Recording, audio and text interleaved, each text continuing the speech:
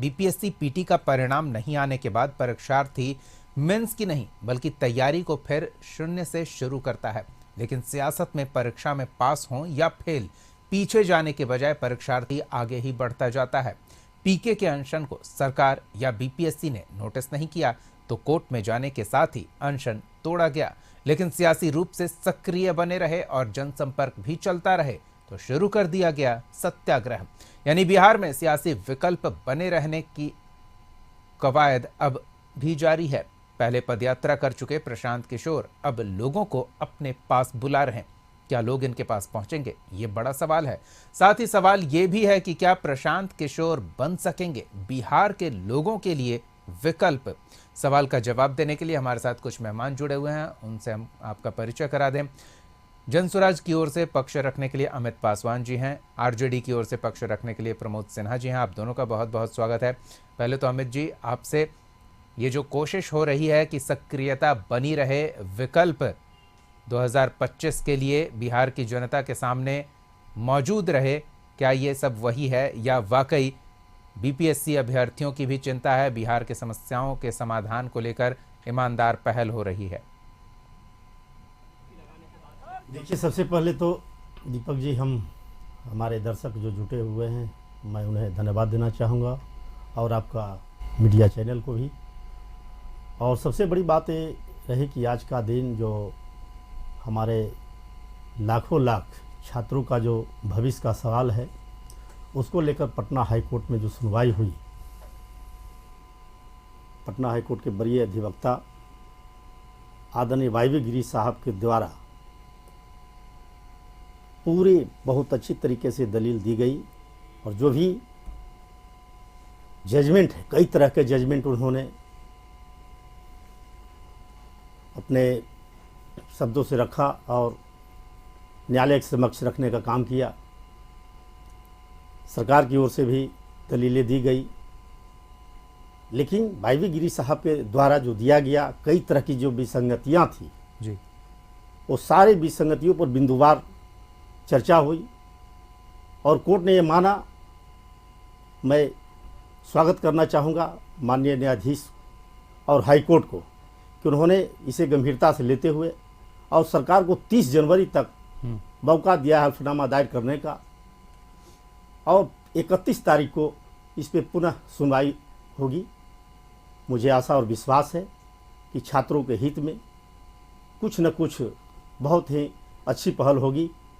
और उसके बाद हमारे जो प्रशांत किशोर जी थे, लगातार आज 15 दिन आमरण अनशन पर थे, छात्रों की आग्रह पे और छात्रों के द्वारा, बीपीएससी के जितने भी छात्र थे उनके आग्रह पे, उनके द्वारा जो है कि आमरण अनशन को तुड़वाया गया। और आमरण अनशन उस जगह तुड़वाया गया जहाँ की सत्याग्रह की भूमि, जैसा कि आप जानते हैं कि गांधी जी के मूर्ति के गांधी मैदान में वहाँ से शुरुआत की गई थी। वहाँ से प्रशासन ने जबरन हटाने का जो प्रयास किया और हमारे प्रशांत किशोर जी ने वहाँ से हटकर वह जो आंदोलन का एक जो सहयोगात्मक जो सहयोग करने का काम किया, आज गंगा माँ की गोद में जाकर वह सत्याग्रह करने का ऐलान किया है। और मैं समझता हूँ कि पूरे देश की जनता यह देख रही है, पूरे बिहार की जनता देख रही है कि आज किस तरह से सत्याग्रहियों पे लाठी बरसाया जा रहा है, छात्रों पे लाठी बरसाया जा रहा है। उसका जवाब गंगा माँ की गोद से निकलेगी, वह आवाज़ बुलंद होकर निकलेगी और पूरे बिहार की आवाम जनता इसका जवाब देगी।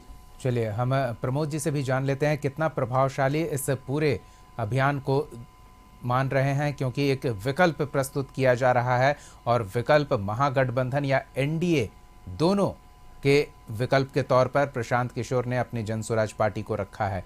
क्या ये आंदोलन वो प्रभाव ला पाएगा कि वो विकल्प के तौर पर स्थापित हो पाए?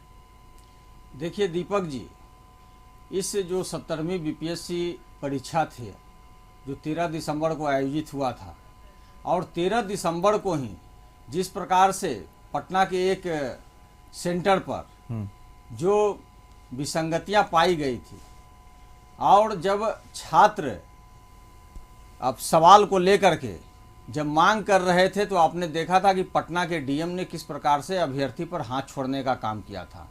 और उसके बाद जब छात्र अभ्यर्थी जो थे वो पूरे बीपीएससी जो परीक्षा हुई थी 13 दिसंबर को उसको रद्द करके, चूंकि अनियमितताएं सिर्फ एक सेंटर पर नहीं थी, बीपीएससी अभ्यर्थी लगातार मांग कर रहे थे कि कई सेंटरों पर भी इस तरह की अनियमितताएं हुई है, कई सेंटरों पर लेट जो है पेपर दिए गए हैं। तो उन तमाम चीजों को लेकर के वो मांग कर रहे थे और मांग को लेकर के वो गर्दनी बाग में धरना स्थल पर सत्याग्रह करने का काम कर रहे थे। एक शांतिपूर्ण अनुनय विनय जो सत्याग्रह होता है उस आंदोलन को बीपीएससी अभ्यर्थी को के द्वारा किया गया। अब सवाल देखिए, बीपीएससी अभ्यर्थी ने हमारे नेता आदरणीय तेजस्वी प्रसाद यादव जी को वीडियो कॉल के माध्यम से उनसे आग्रह किया कि आप जो है हमको समर्थन दीजिए और हमारे पास आइए। आपने देखा था कि जब हमारे नेता आदरणीय तेजस्वी प्रसाद यादव जी कटिहार में कार्यकर्ता दर्शन सह संवाद यात्रा पर थे, वहां से वो चल करके पटना के गर्दनी बाग आते हैं और वहां धरना स्थल पर न सिर्फ बैठने का काम करते हैं बल्कि उनके मांगों के जायज समर्थन में सरकार से मांग करते हैं कि बीपीएससी जो परीक्षा हुई है इसको रद्द कर पुनः जो है बीपीएससी की परीक्षा ली जाए। उसके अगले दिन वो भागलपुर चले जाते हैं, लेकिन माननीय मुख्यमंत्री नीतीश कुमार जी से पत्र के माध्यम से इन तमाम मुद्दों को, इन तमाम विषयों को उठाने का काम करते हैं और कहते हैं कि इस पर जो है इनकी जो जायज मांगे हैं उसको मान ली जाए। लेकिन सरकार पर, माननीय मुख्यमंत्री नीतीश कुमार जी पर नेता प्रतिपक्ष के द्वारा दिए गए दो पत्रों का कोई जवाब नहीं मिलता है। मीडिया के साथी भी जब मुख्यमंत्री जी से प्रश्न करते हैं तो वो चुपचाप वहां से निकल जाते हैं, लेकिन उस पर कोई प्रतिक्रिया नहीं देते हैं। ये समझने की बात है। तो हम लोगों का नैतिक समर्थन जो है, हम ये समझना चाह रहे हैं ना कि बड़े हितैषी कौन है, हितैषी होने का दावा सब कर रहे हैं। हम उसी पर आ रहे हैं, हम उसी पर आ रहे हैं दीपक जी, चूंकि ये बतलाना जरूरी था। बीपीएससी के नैतिक जो समर्थन हम लोगों ने करने का काम किया था और हम लोग चाह रहे थे कि यह जो आंदोलन है वो बीपीएससी अभ्यर्थियों का आंदोलन रहे, इसको राजनीतिक रूप नहीं दिया जाए। लेकिन आपने देखा कि जन सुराज के प्रशांत किशोर जी ने किस प्रकार इस मुद्दे को भटकाने के लिए, डाइवर्ट करने के लिए, जो आंदोलन गर्दनी बाग में चल रहा था, बीपीएससी अभ्यर्थियों के द्वारा चलाया जा रहा था, उसको वो गांधी मैदान में ले जाते हैं छात्र संसद के रूप में। और आपने भी देखा और देश ने भी देखने का काम किया कि उन छात्रों को वहां से, जबकि मालूम था कि माननीय मुख्यमंत्री नीतीश कुमार जी पटना में नहीं हैं, वो दिल्ली में हैं, फिर माननीय मुख्यमंत्री जी के आवास का घेराव करने के लिए ये लोग गांधी मैदान से निकल करके आते हैं और जेपी गोलंबर पर रहते हैं। वहां से माननीय प्रशांत किशोर जी निकल जाते हैं, लेकिन छात्रों पर अंधाधुंध लाठियां चटकाई जाती हैं, वाटर कैनन का इस्तेमाल किया जाता है और ये एक ही परीक्षार्थी पर तीन बार होता है और उस पर सरकार मौन बनी हुई रहती है। तो कहीं ना कहीं सरकार के द्वारा ही यह प्रायोजित है। चूंकि देखिए, जब हमारे नेता आदरणीय तेजस्वी प्रसाद यादव जी जब वहां पहुंचते हैं और जब ये मुद्दा जो है नेशनल बनता है, देश के हम मुद्दे पर आते हैं ना, हम बीपीएससी अभ्यर्थियों की बात अभी ये नहीं कर रहे हैं। हम ये कह रहे हैं कि बीपीएससी अभ्यर्थियों के नाम पर जो अपनी राजनीति चमकाते नजर आ रहे हैं वो कितना प्रभावी है। आपने कहा तेजस्वी यादव ने उन्हें नैतिक समर्थन दिया, लेकिन प्रशांत किशोर की ओर से साफ कहा गया, उनके पार्टी के नेता साफ कह रहे हैं कि चाहे तेजस्वी हो या पप्पू हो, दोनों अपनी मौजूदगी दर्ज करा के अपनी सियासी चमक बढ़ा रहे हैं और इनका कोई हित नहीं है युवाओं के से संबंधित। देखिए, यह बात तो एकदम स्पष्ट हो गया ना दीपक जी, कि जब देश स्तर पर मीडिया जो है इसको, आप लोगों ने भी इसको दिखलाने का काम किया और देश के बड़े बड़े नेता जो हैं उनको ट्वीट के माध्यम से इस मुद्दे पर जो है सरकार को आईना दिखलाने का काम किया, उसके बाद ही ये सब हुआ कि सरकार के द्वारा जो है ये एक तरीके से ये प्रायोजित था कि वहां से जो गर्दनी बाग से ये मुद्दा उठा था, अभ्यर्थी वहां आंदोलन कर रहे थे, उसको ये डाइवर्ट करने के लिए, भटकाने के लिए इसको गांधी मैदान ले जाया गया था और अपनी राजनीति को चमकाने के लिए। आपने देखा ना कि पूरा जो वैनिटी वैन को आपने देखा कि किस प्रकार से किनके द्वारा उपलब्ध कराया गया, ये सब सारी चीजें स्पष्ट तौर पर है। चलिए जान लेते हैं क्या कह रहे हैं अमित जी। दीपक जी, आप यह स्पष्ट देखिए कि लगभग 10 से 12 दिनों तक छात्रों ने गर्दनी बाग में अहिंसात्मक तरीके से, शांतिपूर्ण तरीके से वह धरना प्रदर्शन पर थे। कोई व्यक्ति नोटिस लेने वाला नहीं था। ड्यू टू यह कह ले कि आज विपक्ष के नेता कहे जाने वाले हमारे युवा सम्राट कहते हैं लोग, प्रतिपक्ष के नेता आदरणीय तेजस्वी यादव जी, लेकिन युवाओं के समर्थन में कहते हैं हमने नैतिक समर्थन दिया। नैतिक समर्थन क्या होता है? युवाओं के बीच में जाकर उनकी बातों को सुनकर, और विपक्ष खास के आपके विधानसभा में यह मुस्तैदी से इनको आवाज को बुलंद करना चाहिए था, आवाज को उठाना चाहिए था कि अगर छात्रों की मांग को पूरा नहीं की गई, अगर जितनी संख्या में, भारी संख्या में जो परीक्षा में गड़बड़ियां हुई है, अगर री एग्जाम नहीं किया गया तो हम सदन तक जो है, सड़क से संसद तक जो है कि हम लोग हिलाने का काम करेंगे, छात्रों के हित में पूरी मुस्तैदी से संघर्ष करने का काम करें। कभी नहीं किया इन्होंने। पत्राचार करने का काम किया है इन्होंने, सिर्फ नैतिक समर्थन देने का काम किया है। कम से कम मुंह जुबानी तो अपनी बातें नहीं रख रहे हैं, लिखित तौर पर कुछ सरकार तक पहुंच रही है बात। आज मैं बता दूं, आदरणीय प्रशांत किशोर जी ने जो इन्होंने सदन की बात कही है, तो 28 नवंबर को ही बीपीएससी के इसी मुद्दे पर जो नॉर्मलाइजेशन की स्थिति बनी हुई थी, उसी नॉर्मलाइजेशन के भ्रम को दूर करने के लिए सदन में भी इस मुद्दा को उठाने का काम किया है। और 4 दिसंबर को हमारे नेता ने माननीय मुख्यमंत्री जी से पत्र लिख करके इस नॉर्मलाइजेशन को लेकर भ्रम की जो आंदोलन करके बता दे। ठीक है, कौन कितने बड़े हितैषी हैं, कैसे भटकाए हैं, और जो सत्याग्रह अभ्यर्थियों के द्वारा चल रहा था, छात्रों के लिए राजनीतिक रोटियां सेकने का इन्होंने काम किया। ये बात सामने आई। ठीक है अमित जी, हम आपके पास फिर लौटेंगे। बीजेपी की ओर से पक्ष रखने के लिए असित नाथ तिवारी जी भी हमारे साथ जुड़े हुए हैं। असित जी, आपका भी स्वागत है। ब्रेक से पहले हम चर्चा कर रहे थे, हमारे साथ जनसुराज और आरजेडी का पक्ष रखने के लिए मेहमान हैं। दोनों एक दूसरे पर बीपीएससी के बहाने राजनीतिक रोटी सेकने का आरोप लगा रहे थे।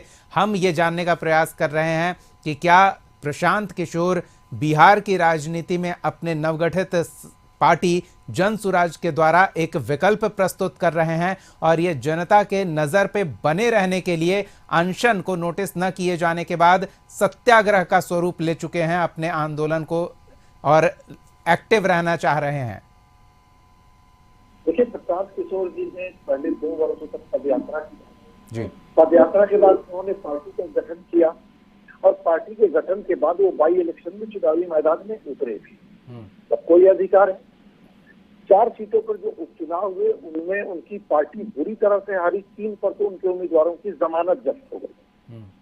तो जो एक माहौल उन्होंने बनाया था अपनी पदयात्रा, जो एक हवा अपने बलून में उन्होंने भरा था, वो बलून तो उपचुनाव में पंक्चर हो गया, और बउआते हवा में वो बलून कहाँ गिरा है, प्रशांत किशोर जी उसको खोज रहे हैं। और उसको खोजने के चक्कर में कभी धरना दे रहे हैं, कभी अनशन कर रहे हैं, कभी डुबकी लगा रहे हैं, कभी सत्याग्रह कर रहे हैं। उनको पता नहीं चल पा रहा है कि उनको करना क्या है। वो कोई विकल्प न पहले थे, न कोई विकल्प अभी तक बन पाए हैं। हम राजनीति में किसी का भविष्य नहीं जानते, कल वो क्या होंगे हमें नहीं मालूम, लेकिन आज की तारीख में वो किसी का भी विकल्प नहीं है। अब कोई राजनीतिक विकल्प न दे पाए हैं, न किसी का राजनीतिक विकल्प बन पाए हैं। उन्होंने अनशन किया, ठीक है, कोर्ट में गए, सुप्रीम कोर्ट ने कहा हाई कोर्ट में जाइए, हाई कोर्ट ने कहा ना भाई हम री एग्जाम का आदेश नहीं देंगे, ना ही हम रिजल्ट पर कोई रोक लगाएंगे, रिजल्ट बिल्कुल समय पर जारी, तो हम क्यों रोक लगाएं, बाकी देखते हैं आपका पक्ष हम सुनेंगे। मतलब ये कि प्रशांत कोई अनपढ़ गंवार आदमी नहीं है। देखिए, प्रशांत जी को शुरू से ही पता था कि वो कुछ गलत कर रहे हैं, लेकिन उनको लगा कि मैं कुछ बड़ा नाम धाम है मेरा, नेम फेम आदमी हूँ, तो मैं अगर कुछ गलत भी कर लूंगा तो समाज उसे बिल्कुल सही स्वीकार कर लेगा, और सरकारें तो मेरे सामने झुक जाएंगी वगैरह वगैरह। कुछ भ्रम उनके रहे होंगे, धीरे धीरे भ्रम टूट रहे हैं, कुछ और भ्रम उनके टूट जाएंगे। और मैं दीपक जी अभी भी दावे के साथ कह रहा हूँ कि वो कोई विकल्प नहीं है। असित जी, आप कह रहे हैं कि पीके भ्रम में है, लेकिन कहीं भ्रम में बिहार की पुरानी और बड़ी पार्टियां तो नहीं है। अगर पीके का कोई कद नहीं भी हुआ, ऐसा आप मान रहे हैं, आप कह रहे हैं, तो वो जनसंपर्क अभियान के दौरान, पदयात्रा के दौरान लाखों लोगों से संपर्क करके, उनसे बातचीत करके अपनी एक छवि गढ़ने का प्रयास करते नजर आए। अब अनशन के माध्यम से जो उन्हें फ्रंट पेज मिला, उसके बाद अब सत्याग्रह के जरिए वो लाखों लोगों को अपने पास बुला रहे हैं, उन्हें बिहार में बदलाव के लिए ट्रेंड करने वाले हैं, उन्हें अपनी योजना का खुद मंच से उद्घोष किया है, तो इसे आप हल्के में तो नहीं ले सकते। देखिए दीपक जी, आप ग्रामीण परिवेश से आए हैं और आपको याद होगा कि गांव में कोई तमाशा दिखाने वाला जाता था और गुंडगी बजाता था तो वहां 25-50 लोग इकट्ठा हो जाते थे। प्रशांत किशोर जी ने बड़ी डुगडुगियां बजवाई, बड़े बड़े पंडाल लगाए, जर्मन हैंगर लगाए गए, बड़े बड़े स्क्रीन लगाए गए, खाने पीने का खूब इंतजाम किया गया। तो जाहिर सी बात है कि इसके लिए लोग जुटे और लोग जुटे भी। प्रशांत ने नई बात किया।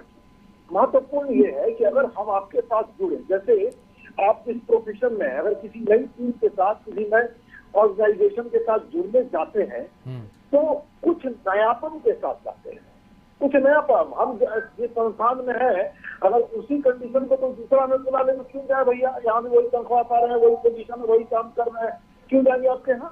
ब्रांड को बड़ा ना। प्रधान जी ने नई बात किया। प्रधान जी ने वही बातें की 2 वर्षों से राजनीति में लोग करते आ रहे हैं।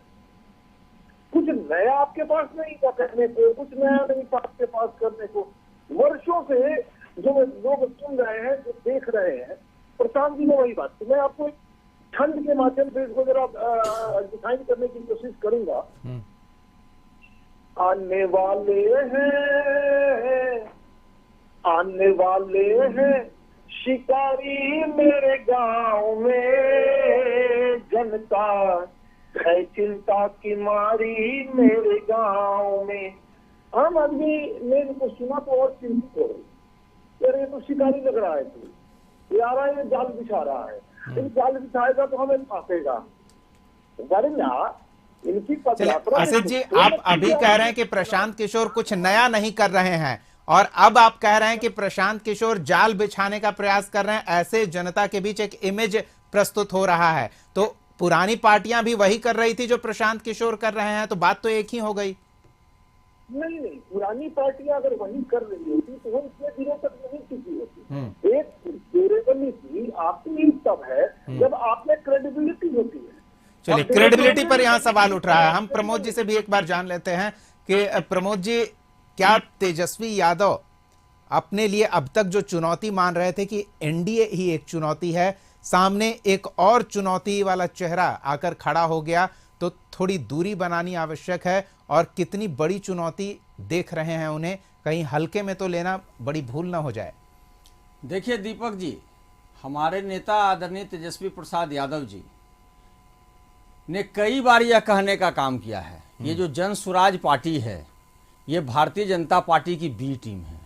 और बी टीम आपने देखा ना कि बीपीएससी अभ्यर्थी का जो आंदोलन, जो सत्याग्रह चल रहा था, उसको भी डाइवर्ट, जब सरकार अपने मंसूबों में कामयाब नहीं हो पाई उनके आंदोलन को दबाने के लिए, वह आंदोलन राज्य से निकल करके देश स्तर पर चला गया, तो उसको डाइवर्ट करने के लिए इनको आगे किया गया। प्रमोद जी, बीजेपी की ही बी टीम क्यों, आरजेडी की बी टीम क्यों नहीं, जेडीयू की बी टीम क्यों नहीं? इसलिए कि आपने देखा ना कि माननीय मुख्यमंत्री नीतीश कुमार जी ने क्या कहने का काम किया। हमने तो वो देखा था कि नीतीश और लालू जब आए और ऐतिहासिक जीत दिया गई तो वो पीके उसके सूत्रधार बने। सबसे बड़ी पार्टी जो है वो किसी मतलब वो अपने पार्टी में न लेकर के वो जनता दल यूनाइटेड को कहती है कि इनको अपने पार्टी में ले लीजिए। ये सबसे बड़ी बात है कि आखिर क्या है, और आज तक जो है कभी अमित शाह ने माननीय मुख्यमंत्री नीतीश कुमार जी के इस हिसाब से तो हम ये मान लेना कि बीजेपी ने लालू और नीतीश की दोस्ती थी, उसे बिहार में एक बहुमत दिलाने का काम किया, वो काम बीजेपी ने किया।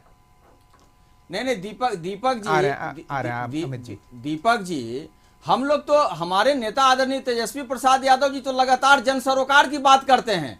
2020 के बिहार विधानसभा प्रशांत भी तो यही कह रहे हैं ना, प्रशांत किशोर भी तो यही कह रहे हैं ना कि नेताओं के बेटों को अब तक आप बनाते हैं, अब अपने बेटों का भविष्य बनाइए। उसी पर बिहार की जनता ने मोहर लगाने का काम किया और राष्ट्रीय जनता दल को 1 नंबर की पार्टी बनाने का काम किया। 2015 में के भी बिहार विधानसभा के चुनाव में आप देख लीजिए, राष्ट्रीय जनता दल 1 नंबर की पार्टी थी, इसमें कोई किंतु परंतु नहीं है। और आपको बतला दे दीपक जी कि अब हम लोग इस साल जो है 2025 में चुनाव होने जा रहा है, तो सरकार की जो जन विरोधी नीतियां हैं और जो ज्वलंत समस्याएं यथावत हैं, उनको देखते हुए बिहार की जनता ने मन बना लिया है कि अब कोई और नहीं, सिर्फ और सिर्फ तेजस्वी यादव ही विकल्प है। ठीक है, तेजस्वी यादव समय को का अभाव लाने जा है। रही है। अमित जी की एक प्रतिक्रिया जरूर ले लेते हैं। अमित जी, अब तक बैक स्टेज निर्देशन कर रहे थे बिहार के सियासत में, सामने जो मैदान में योद्धा मौजूद थे उन्हें दिशा निर्देशित कर रहे थे और जीत के मंच पर खड़ा करने में उन्होंने बड़ी भूमिका निभाई। अब वो खुद मैदान में उतर गए हैं। पीछे से खेलना और सामने मैदान में उतरकर खेलना बहुत फर्क होता है। धुरंधरों के सामने क्या टिक पाएंगे, वो भी ये अनशन और सत्याग्रह वाले पैतरों से? देखिए, सबसे बड़ी बात है दीपक जी, हमारे बीजेपी के साथी जिस बात को रख रहे थे कि किसी गांव में जाइए तो मदारी जो बजाता है तो 500 का भीड़ जुट जाता है, और यही बीजेपी के सारे लोग 2014 में चरण वंदना करने के लिए आए प्रशांत किशोर जी को कि आप, हम देश की जनता हमको जो है समझ चुकी है, हमको सत्ता से बेदखल हो रहे हैं, किसी तरह से जान बकसिए, जान बचाइए प्रशांत बाबू का सहारा लेकर इन्होंने भारत की जो है कि राजनीति में आज जो है कि भारत की सत्ता पे हैं, लोकतंत्र की गद्दी पे बैठे हुए हैं। और इस तरह की जो बात बोल रहे हैं, ये इनको ये समझ में आ चुका है कि बिहार का जो राजनीति है, डबल इंजन की जो सरकार है, नीतीश जी को और बीजेपी का तो कोई चेहरा ही नहीं बिहार में। क्या आप कह सकते हैं कि किनको एक अपना सीएम चेहरा बना दे? इनका कोई चेहरा ही नहीं है। इसलिए दोनों जी को मत आदमी भूलिए, कंटेंडर तेजस्वी भी हैं, इस बार वही बनेंगे सीएम, ये दावा प्रमोद जी कर चुके हैं, तो उनका भी कुछ। तेजस्वी यादव तो बस सीधा ये कहिए कि माननीय नीतीश कुमार जी का इंतजार में है कि कब उधर से छूटे पीछा फिर आ जाए हम सरकार में। कभी दोनों में आप नहीं देखे होंगे कि इधर समाज के हित में, छात्रों के हित में देखिए दीपक जी, मुख्य रूप से हमारे संघर्ष कर नेता रहा है। आदरणीय तेजस्वी प्रसाद यादव जी लगातार जो है जन सरोकार की बात करते हैं। जो ज्वलंत मुद्दे हैं, डबल इंजन की सरकार 19 वर्षों से लगातार जो है राज्य में है और 10-11 वर्षों से केंद्र में है। चलिए, प्रशांत किशोर भी जोरदार प्रयास कर रहे हैं, अमित जी भी प्रयास कर रहे हैं कि उनकी बातें जनता तक पहुंचे, और इस प्रयास में उन्हें खांसी आ जा रही है। अमित जी, ऐसा इसलिए होता है क्योंकि व्यक्ति प्रैक्टिस में नहीं होता है, यही हम सवाल पूछ रहे हैं कि बैक स्टेज सामने जो क्या चल रहा है उसे देखना और उसे निर्देशित करना, और मैदान में धुरंधरों के बीच मुकाबला करना, काफी फर्क पड़ जाता है। क्या प्रशांत किशोर इसके लिए तैयार हैं? धुरंधरों को प्रशांत जी ने ट्रेनिंग देने का काम किया है और ट्रेनिंग देने का काम करते हैं। वह एक एक धुरंधर, चाहे वो राष्ट्रीय जनता दल का धुरंधर हो, जनता दल ये अगर बात बोल रहे हैं तो राष्ट्रीय जनता दल ने कभी भी इनका साथ नहीं लेने का काम किया है, ये समझने की जरूरत है। प्रमोद जी, जनता देख रही है ना, जनता देख रही है कि आरजेडी उससे पहले से सत्ता में रह चुकी है, बीजेपी नीतीश कुमार सभी बारी बारी से प्रशांत किशोर से पहले सत्ता में रह चुके हैं। वो कुछ अलग फॉर्मूला जन प्रचार अभियान का, और जो चरण वंदना कह रहे हैं अमित जी, उसके लिए अगर शब्द हो कि पैसे लेकर काम कर रहे हैं, तो चरण वंदना और उसमें फर्क हो जाता है। चलिए, असित जी की एक आखिरी प्रतिक्रिया चलते चलते जरूर ले लेते हैं।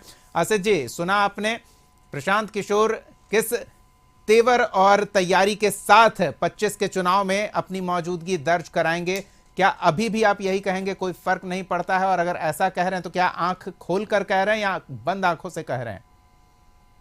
कोई तेवर नहीं है, कोई तैयारी नहीं है, वो अपना कुछ अलग अलग काम करते रहते हैं। बच्चों को ट्रेंड करेंगे, आई पैक बच्चे उसमें शामिल रहेंगे, तो आई पैक के बच्चों को ट्रेंड करके ठीक है, अपना काम वाम जो करते हैं वो काम धाम करते रहेंगे। चुनावी मैदान में कैसे लड़ा जाता है इसका कौशल इसके पास नहीं है, लेकिन मैं उनकी आलोचना नहीं कर, मैं बस ये कह रहा हूँ कि रण कौशल उनके पास नहीं। रणनीति और रण कौशल में अंतर है।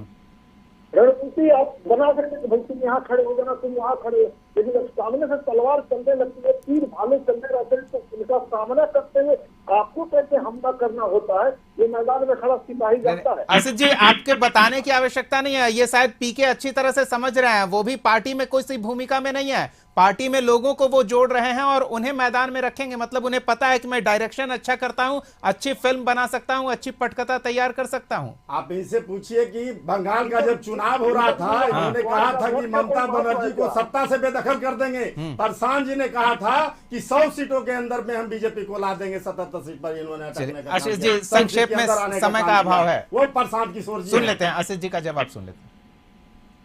हमने कहा ना कि प्रशांत मतलब 0 का 17 था, ये आदमी बाई इलेक्शन में 0 पर आउट हुआ, सुन लीजिए, इनके 3 उम्मीदवारों की जमानत और विचार में तो 3 की जमानत जब्त होती है। नहीं तो औसत तो अच्छा है ना, 25% पास कर गए। प्रतिशत देखिए, 15-20 वर्षों से शासन सत्ता में है, लूट रहे हैं, बिहार को लूट रहे हैं। प्रशांत किशोर चलिए, वोट प्रतिशत जनता 2025 के चुनाव में दिखाएगी। वक्त नहीं है, ठीक है, ठीक है अमित जी, वक्त खत्म हो गया। चलिए अमित जी, ठीक है, नहीं वक्त अब नहीं है। बहुत बहुत धन्यवाद अपना समय देने के लिए और इस चर्चा में शामिल होने के लिए, अमित पासवान जी, प्रमोद सिन्हा जी और असित तिवारी जी। तो देखना दिलचस्प होगा कि आने वाले 25 के चुनाव में प्रशांत किशोर अपनी मौजूदगी किस तरह से दर्ज करवा पाते हैं, और जो दावे इस चर्चा में किए जा रहे हैं, चाहे सत्ता पक्ष हो चाहे विपक्ष हो या विकल्प के तौर पर खुद को प्रस्तुत करने के लिए मौजूद जनसुराज के प्रवक्ता हों, सब अपने अपने दावे कर रहे हैं। देखना दिलचस्प होगा कि जनता क्या फैसला सुनाती है। फिलहाल इतना ही, अगले एपिसोड में एक और सवाल के साथ हम फिर मौजूद रहेंगे। देखते रहिए कशिश न्यूज।